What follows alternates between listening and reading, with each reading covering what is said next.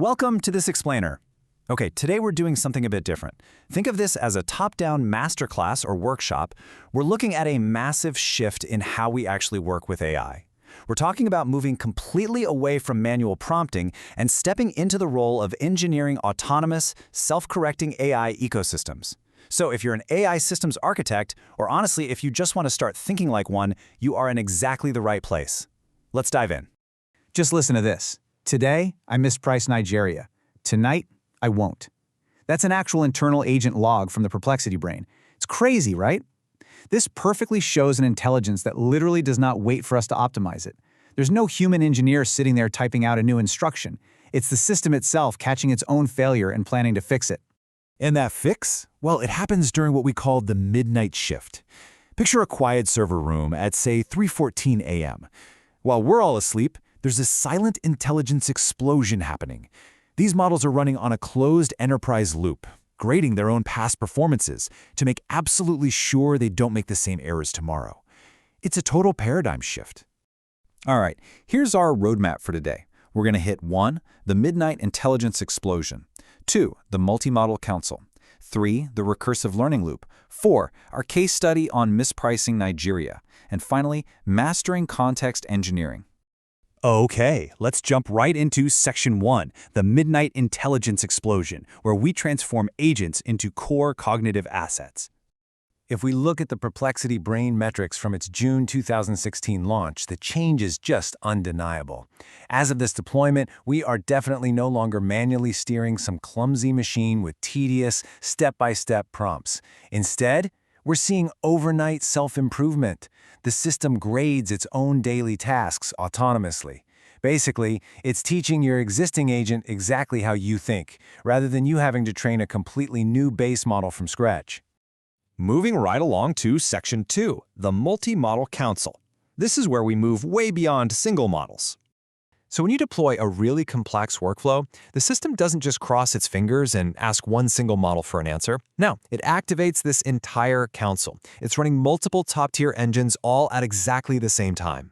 You've got Claude over here running secure code, Gemini doing parallel reasoning, and the GPT 5.5 orchestrator mapping out alternative pathways. And sitting above all of them is the council synthesizer.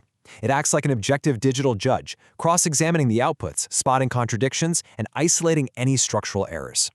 And because this whole multimodal ecosystem lives in an isolated, secure sandbox, its autonomy is just off the charts. It's got live file system access, direct headless browser integration, the works. Let's say Claude hits an execution failure while building a web page.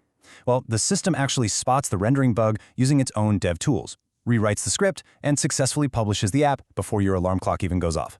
It literally stress tests its own creations without you lifting a finger. Which brings us to Section 3, the recursive learning loop, the absolute engine behind deep System 2 style thinking. We are officially leaving behind those messy, chaotic, raw event logs, the ones full of scattered actions and manual corrections. Instead, we're giving the system a massive working memory upgrade. We transform all that chaos into an incredibly structured context graph. It tracks exactly what happened with super clean, labeled edges like failed or corrected by Victor. It's literally mapping out exactly how you work. This all goes down during a very specific nightly process. During its deep thinking pass, the system observes the day's logs. Then, it synthesizes them by grouping nodes into motifs. Like, say it notices a recurring pattern of bad data sources, and it compresses that insight straight into an internal LLM wiki. From there, it proactively updates its own internal policies. That way, it can actually anticipate errors and set up new rules for the very next run. And honestly, this quote really hits the nail on the head regarding our ultimate goal. We aren't dropping millions to retrain the base weights of an LLM. Not at all. We're using these recursive loops and heavily weighted context edges to build a biological-style temporal neural network of your specific enterprise knowledge over time. Basically, it just keeps getting smarter the longer it works alongside you. Let's see this in action.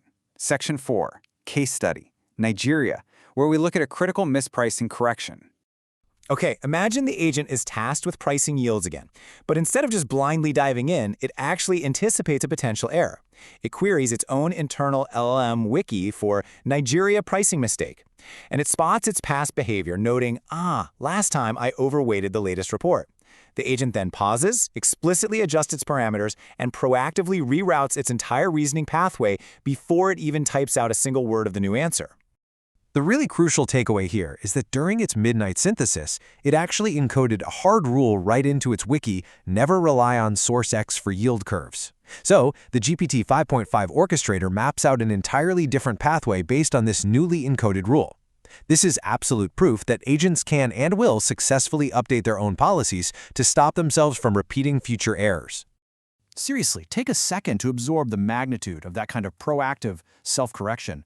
When agents start predicting their own mistakes and rerouting their logic based on past failures encoded in their own internal wiki, are we crossing into entirely new cognitive territory here? Absolutely, for sure. Because this capability fundamentally alters your day-to-day work life and honestly how you interact with software entirely.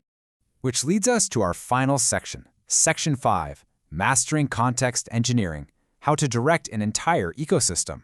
Since the machine is now autonomous, your role has completely shifted. You're no longer manually prodding a single prompt. You're directing an entire ecosystem. Context engineering is the absolute foundation of this shift. As a systems architect, you aren't writing out the steps anymore. You're structuring the AI's environment. You're designing the memory graphs and the recursive feedback loops to make absolutely sure the multi-model council has the exact temporal architecture it needs to synthesize data accurately. Moving a bit further up the stack, we hit intent engineering. Once your context is locked in, intent engineering lets you dictate the ultimate overarching objectives and desired outcomes of the system. You're aligning the network's goals without having to handhold the step-by-step execution. You just tell it the what, and its context network figures out the how.